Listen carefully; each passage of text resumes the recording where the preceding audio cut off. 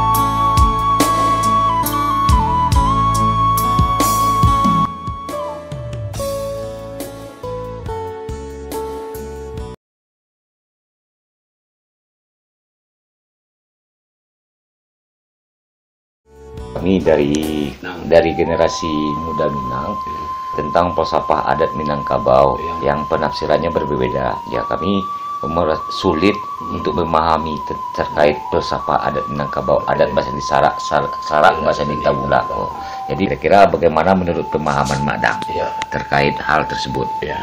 Jadi memang sekarang kondisi kita di Minangkabau, kalau kita dengar semua penjelasan, apalagi kita mendengar YouTube dan mendengar apa yang disebut dibaca orang setiap hari gitu kan, adai besan di sarak besan di kitabullah, sarak mengatur adai memakai gitu.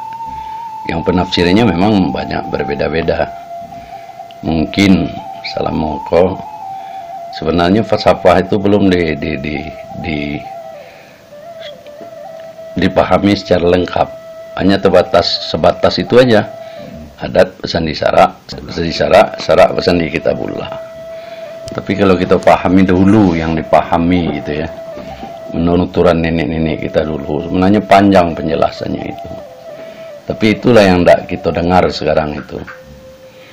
Jadi kalau kita ingin memahami falsafah adat Minangkabau itu, sepanjang yang dapat dipahami, dapat diuraikan. Jadi bunyi kalimatnya kayak begini. Falsafah adat Minangkabau itu adalah adat besan di sarak besan di kitabullah. Sarak mengato adai memakai, yang dikatakan nanampe. Hidup dipakai, mati ditumpang. Payung hidup di dunia, penarang jalan ke surga. Nah, itulah secara harfiah yang harus kita pahami secara lengkap. Kalau hanya sebatas adat besan di sarak besan di kitabullah, itulah yang membuat banyak sekarang itu kerancuan dalam memahaminya. Padahal adat besan di sarak besan di kitabullah yang dikatakan nan ampe, gitu kan, hidup dipakai, mati ditumpang. Nah, sekarang kan timbul pertanyaan, bahwa kok hidup dipakai, mati ditumpang? Karena ada jasara itu, nanampe itu kan, cahayanya itu tahun jam sampai ke bumi, tasunda sampai ke langit dan ke tujuh. Langit dan ke tujuh itu artinya kan tiang aras. Nah, begitulah apanya bagaimana cahaya nanampe itu, artinya nur, cahaya gitu ya, yang menerangi alam mikau. Makanya disebut dulu tuh oleh nenek-nenek terdahulu itu, itulah yang dikatakan mukjizat Al-Quran itu tadi, yang cahayonyo tahun jam sampai ke bumi, tasundak sampai ke langit dan ke tujuan, ke tiang aras. Nah, maksudnya itu ayat-ayat Al-Quran itu bertebaran di seluruh alam itu. Maka dikatakan alam takambang jadi guru. Jadi alam takambang itu jadi guru. Nah, kemudian cara memakainya dalam kehidupan sehari-hari, itulah raso dibawa nanya, pariso dibawa turun. Apa itu raso, apa itu pariso? Raso itu dibawa ke nan satu. Artinya raso itu adalah diawali oleh tauhid dan syara. Nah, dibawa ke nan satu. Itu kan adalah agama ya. Islam itulah keimanan kita. Nah, kemudian dengan di situ itu adanya adat itu kemari bawa. Adat itu kan kepada kehidupan. Apa yang dimaksud kehidupan di situ? Nah, disitulah dipakainya awak baranak bakamanakan, bakaum, basuku, bakampuang, bajorong, jawa nagari. Itulah panduan kita. Makanya disabui di situ turunannya itu ada josara indak bacarai, dibubui indak layu dianjak indaknya mati, indak lapuk dek hujan indak langkang dek paneh. Ini mama nan sadai ulama nan sekitab. Nah, kemudian di situ ada tungku tiga sejarangan. Nah, tungku tiga sejarangan itu apa yang dimukasui tungku tiga sejarangan? Di situ adonyo nenek mama, adonyo alim ulama, adonyo cadiak pandai. Jadi ada tiga unsur dalam penerapan falsafah adat Minangkabau itu kan, adonyo nenek mama, adonyo alim ulama, adonyo cadiak pandai. Nah, di mana menjalankan itu? Di limbago adat, menjalankan fungsi tungku tiga sejarangan itu. Nah, kini itu pun kita cari ya, fungsi lembaga adat itu dah ada kini nampak dah. Niat mama membuat organisasi tersendiri. Apakah namanya lembaga, apa namanya kerapatan, hanya sama niat mama sendiri. Alim ulamanya di madu-duanya ndak jale, cadiak pandainya di madu-duanya ndak jale. Nah, itulah membuat kini untuk memahami sebenarnya adat Minangkabau, falsafah adat itu, hukum adat, aturan adat, dan yang menjalankan adat josara itu sendiri, yang tungku tiga sejarangan itu, sampai kini nanalun kita cali alih sebenarnya. Tapi kalau dipahami itulah tadi itu, yang dikatakan adat basandi sarak basandi kita bulah, sarak mengatur adat memakai. Hidup dipakai, mati ditompang. Payung hidup di dunia, penerang jalan ke surga. Itulah yang dikatakan tunggak tuonyo alam Minangkabau. Itu kan? Tunggak tuonyo alam Minangkabau. Sebagai tunggak tuo, kalau ibarat tunggak rumah lah. Rumah gadang itu ada tunggak. Tunggak itu kan tak juga bisa berdiri sendiri.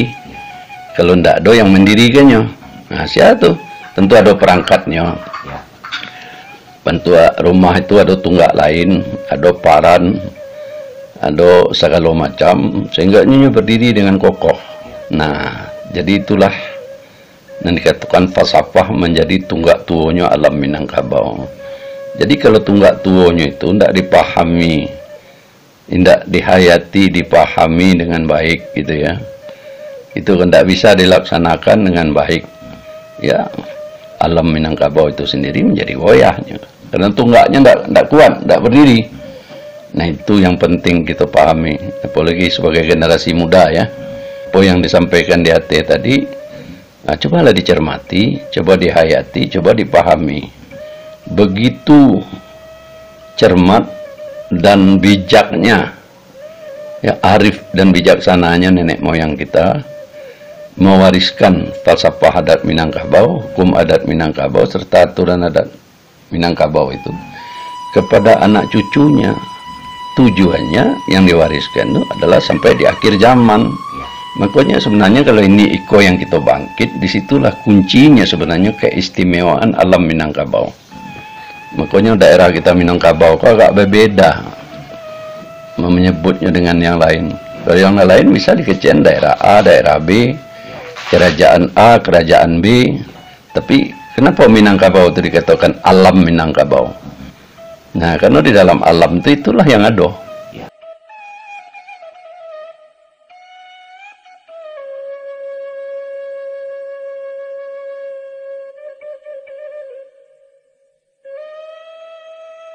Perangkat atau susunan di dalam panduan tadi itu falsafah, tadi itu adat Basandi Sarak Basandi Kitabullah. Sementara perangkat atau tatanan untuk di adat Minangkabau kok ada, contohnya ada sedia pandai, ada limbu lama, ada nenek mama. Kenapa begitu sulit pemerintahan adat atau kekuasaan adat itu berlaku di negari kita? Jadi sepanjang perkembangan yang di Caliak itu ya, di Sikoko kita tuh masih belum bisa menyatukan pandangan. Nah, artinya dalam melihat, pertama limbago adat, karena masih banyak yang berkembang, yang menyatu ke limbago itu, ada limbago nan salapan, ada limbago nan 10, ada limbago yang lain-lain lah gitu kan. Padahal pemahaman limbago itu sendiri awak yang alun sepakat. Padahal dahulunya dikecekkan oleh nenek-nenek awak itu yang dikatakan baradai belimbago. Jadi adat itu tersusun, terstruktur dalam limbago. Nah, 3 itulah yang berfungsi. Makanya bisa dilaksanakan nanampe tadi, adat Basandi Sarak Basandi Kitabullah tadi dilaksanakan secara utuh. Tidak bisa hanya oleh satu pihak saja, misalnya ini mama saja yang bergerak. Tidak bisa, harus lengkap ketiga-tiga unsur itu. Ya, mama, alim ulama, dan cadiak pandai. Jadi dalam memahami limbago ini memang kini itulah yang menjadi suatu masalah gitu kan.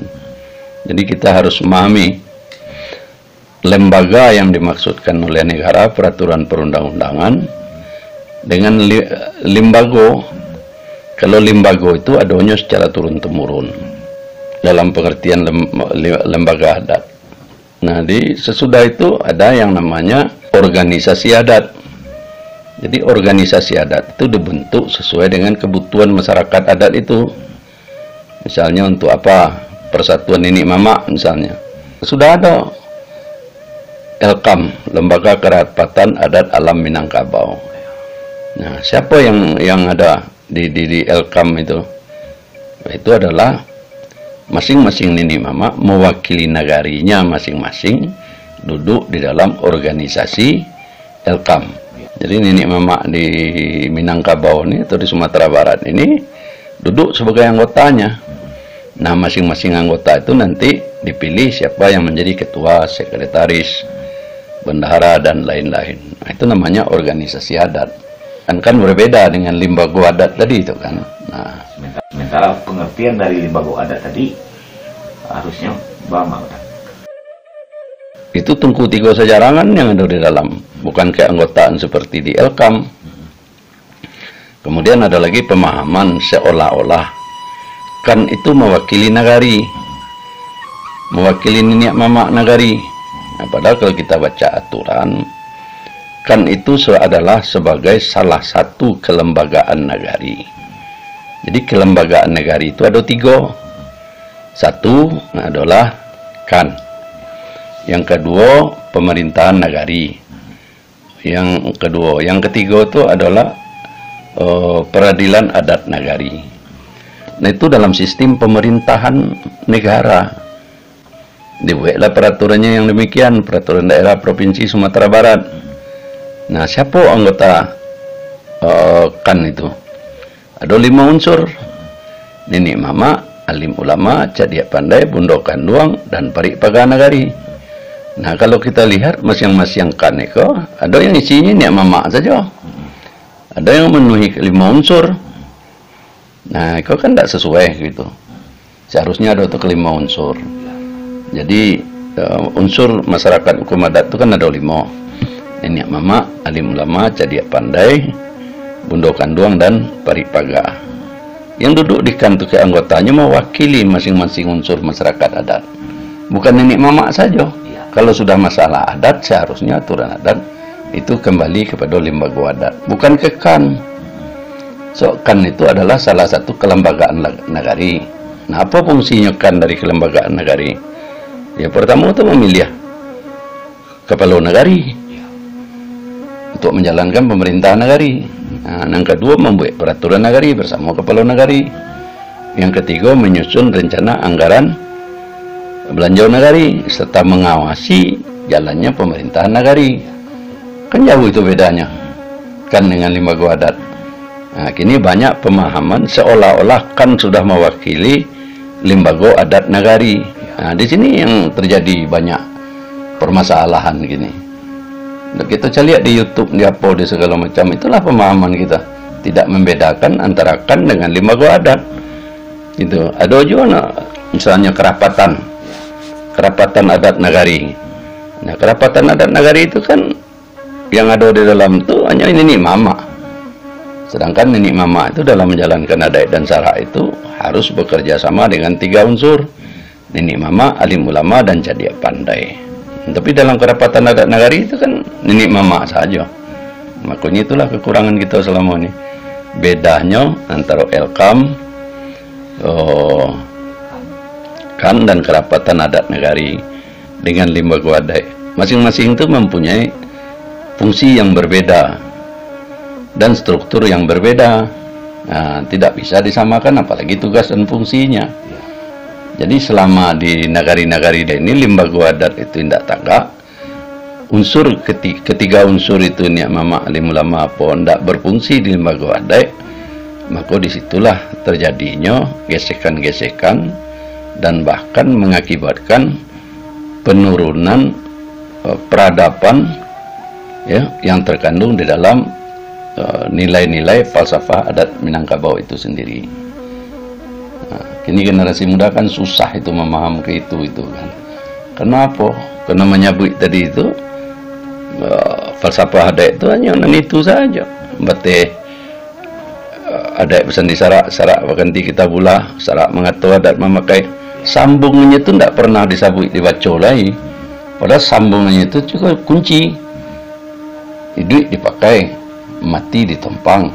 Payung hidup di dunia, penarang jalan ke surga. Lengkap sebenarnya sebagai orang Minang itu harus kita pahami. Apalagi lagi namanya mempunyai kedudukan dan kewenangan seperti Tungku Tiga Sajarangan itulah dasar falsafahnya, cara berpikirnya orang Minang. Nah itu. Jadi cara untuk lebih cepat implementasikan di masyarakat Minang itu baca ini mana sementara unsur-unsur sebutan sekedar sebutan lah ada di awak selama kemanana. Nah, baca rumah implementasikannya supaya ikut realisasi lembaga adat tadi, supaya berfungsi lembaga adat tadi, atau Tungku Tiga Sajarangan tadi yang biasa disebut Tali Tiga Sapilih tadi. Ya solusinya di situ, terutama tentu ketiga pihak. Ketiga unsur, nenek mama, alim ulama, dan cadia pandai. Ya duduk bersama, sama dikaji apa dan tugas fungsi masing-masing. Di mana dilaksanakan fungsi itu. Tapi selama ini yang kita lihat kalau masalah negari ini apa yang timur kan nenek mama sendiri. Alim ulamanya tinggal di mah, cadia pandainya tinggal di mah. Kalau tidak 3 unsur itu duduk bersama, memahami mana balik apa tugas fungsi mesin, apa wadahnya, yaitu lembaga adat itu. Maka akan selamanya kita begini. Jadi intinya harus duduk bersama balik ya, Mas. Tungku Tiga Sajarangan itu harus melaksanakan fungsinya masing-masing. Nah, mungkin itu dulu, nah, supaya dapat sama kita pahamin dulu tahap demi tahap. Tapi itulah pada intinya dulu apa yang pemahaman daripada falsafah adat Minangkabau itu. Itulah, terima kasih.